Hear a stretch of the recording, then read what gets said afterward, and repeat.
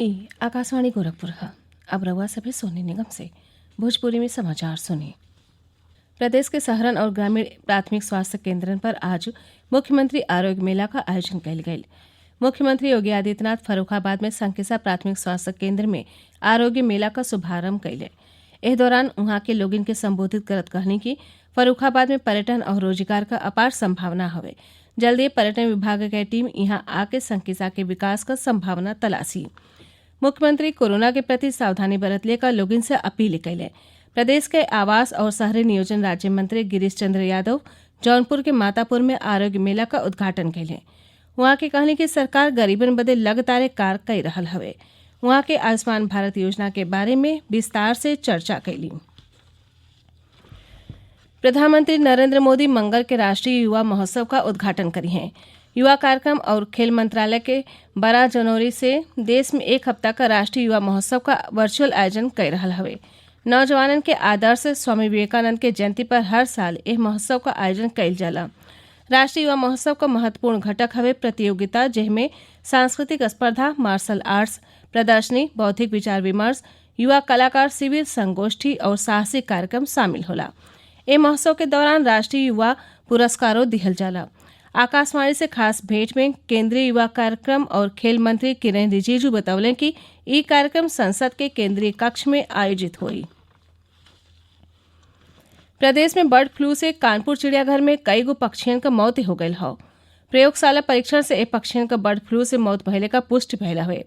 कानपुर चिड़ियाघर का निदेशक डॉक्टर सुनील चौधरी बतौले कि चिड़ियाघर में काली बर्ड फ्लू का पहला मामला सामने आयल।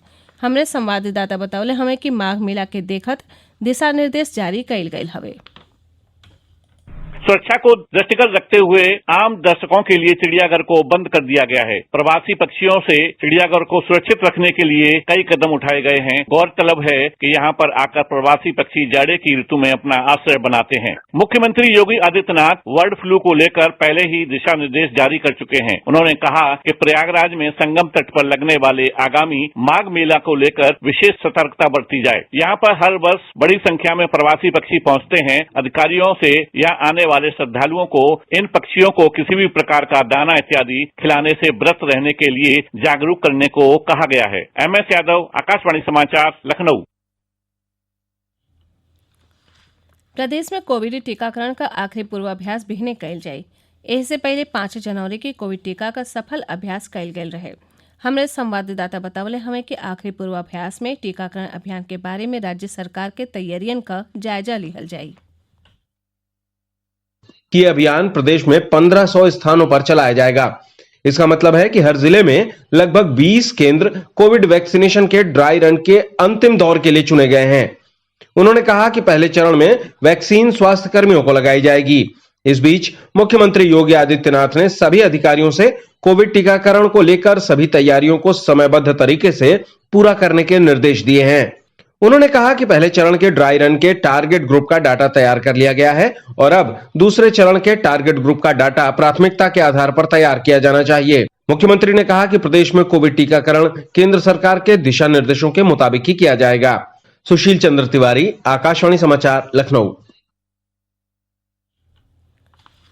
देश में कोविड से ठीक भइले का दर 96.42% हो गयल है। पिछला 24 घंटा के दौरान 19,000 रोगी ठीक भइल हवे।